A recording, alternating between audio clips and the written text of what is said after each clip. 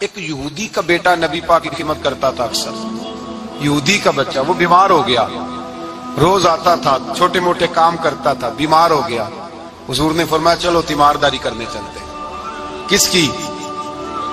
جی غلام کی، نوکر کی. یہاں صاحب کہتے ہیں 5,000 روپیہ لے جاؤ، وہ بڑے احسان کے ساتھ 5,000 روپیہ لے جاؤ اور دے آنا، اور اسے کہنا سردی پوچھ رہے تھے تیرا کیا حال ہے. وہ بات ختم ہو گئی. حضور بنفس نفیس گئے اور غریب کا گھر تھا. وہ یہودی باہر نکلا جس کا بیٹا بیمار تھا، تو کہتا جب دروازے پہ میں نے مسلمانوں کے نبی کو کھڑے دیکھا تو میرے پیروں تلے زمین ہی نکل گئی. میں نے کہا حضور مجھ غریب کی کٹیا میں کیسے آئے؟ اور میں تجھے پتا ہے نا تیرا بچہ میری نوکری کرتا تھا یا بیمار ہو گیا، میں تیمارداری کرنے آیا.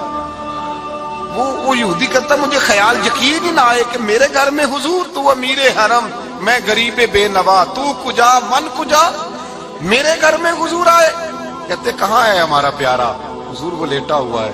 صحابہ کہتے ہیں نبی پاک سرانے گئے تو اس کا آخری وقت تھا، تھوڑا سا ٹائم تھا. میرے مصطفیٰ نے فرمایا تو میری نوکری کرتا تھا، آج میں تیری تیمارداری کرنے آیا ہوں. غلاموں سنو، جو رسول اللہ کی نوکری کرے آخری وقت آئے تو اللہ کے رسول پہنچ جایا کرتے ہیں، حضور پہنچ جایا کرتے ہیں. نجم کی ہے خدا آرزو ہے یہی، عاشق زار کی آبرو ہے یہی، موت کے وقت سر ان کے قدموں میں ہو، دید ہوتی رہے دم نکلتا رہے. حضور پہنچ جاتے ہیں. نبی پاک تشریف لائے، بیٹھے سرانے. حضور نے جب اپنا برف سے ٹھنڈا اور کستوری سے زیادہ خوشبو والا ہاتھ اس کے بالوں میں پھیرا، آنکھیں کھولی، حضور نے فرمایا چل کلمہ پڑھ جا، چل میرا کلمہ پڑھ جا.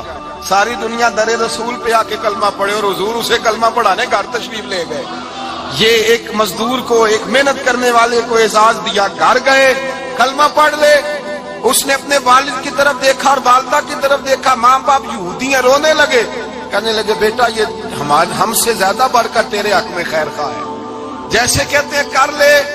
اس نے کلمہ پڑھا اور حضور کی گود میں لوٹ پوٹ ہونے لگا. کلمہ پڑھا، روح پرواز کر گئی. شارحین کہتے ہیں جب نبی پاک وہاں سے نکلے تو حضور نے فرمایا اٹھاؤ اس کی میت کو. ماں باپ کہنے لگے کہاں لے جانا ہے؟ فرمایا ہم اپنے طریقے کے مطابق غسل کفن کریں گے، اس لیے کہ جو کلمہ پڑھ جائے پھر وہ میرا ہو جایا کرتا ہے، میرا ہو جایا کرتا ہے. بھائی یاد رکھیں، مزدور کو حضرت ربیعہ بن کعب فرماتے ہیں میں حضور کو وضو کراتا تھا، رات کا وضو میری ذمہ داری تھی، صرف ایک وضو رات کا. ہمارے ہاں تو 25 سال مزدور مزدوری کر کے چلا جاتا ہے، پر وہ مزدور ہی رہتا ہے، وہ مزدور ہے، اس کا کوئی اعزاز نہیں. کوئی اس کے لیے وہ کہتے ہیں اب بابا جی آپ کو کھانسی زیادہ آتی ہے، اپنے بیٹے کو لگا دیں، کسی اور کی ڈیوٹی لگا دیں، اب آپ کام نہیں کر سکتے.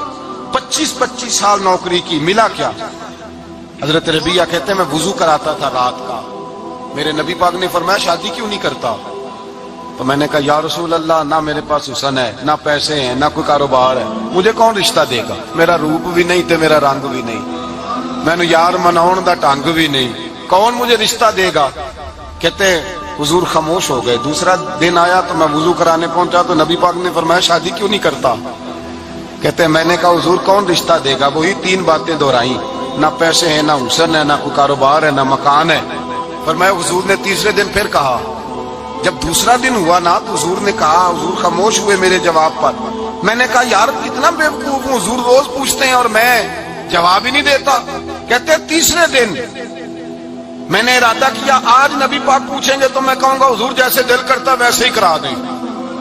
کہتے ہیں تیسرے دن میں گیا، سارا وضو کرا لیا پر نبی پاک نے پوچھا ہی نہیں. میں ارادہ کر کے گیا تھا کہ آج پوچھیں گے تو بتا دوں گا، حضور نے پوچھا ہی نہیں. فرماتا ہے وضو مکمل ہو گیا، میں دروازے تک چلا گیا تو مصطفیٰ نے آواز دی.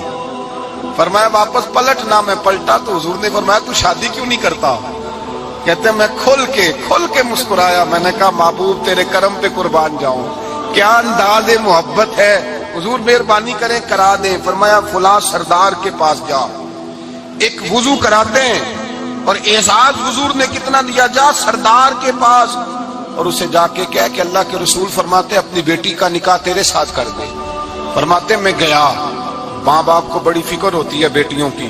وہ کہنے لگا میں شام کو خود نبی پاک کی بارگاہ میں آؤں گا کہتے میں باہر نکلنے لگا تو وہ بچی پردے کی اوٹ سے بولی, کہنے لگی غلام ٹھہر جا, ابا جی آپ کو میری فکر ہے, اماں جی میری فکر ہے, میری فکر نہ کریں اور یہ نہ دیکھیں آیا کون ہے, یہ دیکھیں بھیجا کس نے ہے. آپ مجھے حوالے کریں نبی پاک کے, حضور کے حوالے کریں, اللہ رسول مجھے کبھی ضائع نہیں کریں گے. حضرت ربیہ کہتے ہیں حضور نے میری شادی کا بندوبست کیا. حضرت بریدہ اسلمی سے کہا کہ تو اس کے لیے کھجور کی گٹھلی کے برابر سونا لا. حضرت حارثہ بن نعمان سے کہا تو اس کے لیے ایک کمرے کا اجرے کا بندوبست کر. حضرت عثمان غنی سے کہا تو نے ولیمہ کرانا اس کا. فرمایا میں تو تھوڑی نوکری کرتا تھا, مصطفیٰ نے ساری زندگی کا ہی بندوبست فرما دیا. یہ مزدور کے ساتھ حضور کا انداز ہے. پہلے میں نے شروع میں کہا کہ مزدور اس بات کو سمجھتا ہی نہیں کہ اس کا مقام کتنا, وہ اس بات کو جانتا ہی نہیں اللہ نے اسے اعزاز کتنا دیا ہے. ملت کا جوان سب سے پہلے تو کبھی کسی کی جیب کی طرف نہ دیکھے. اور یہ بات یاد رکھ لیں, درجنوں بزرگوں کے ارشادات کی روشنی میں ایک موٹی بات بیان کر رہا ہوں, توجہ ہے میری بات پر. جس کی توجہ دوسروں کی جیب پہ ہوتی ہے وہ رسوا ہو جاتا ہے. کاہل لوگ جو زندگی میں صرف ہاتھ پھیلانے کے عادی ہوتے ہیں, ان کے دامن میں سوائے رسوائی کے کچھ نہیں آتا, ان کے حصے میں سوائے بدنامی کے کچھ نہیں آتا.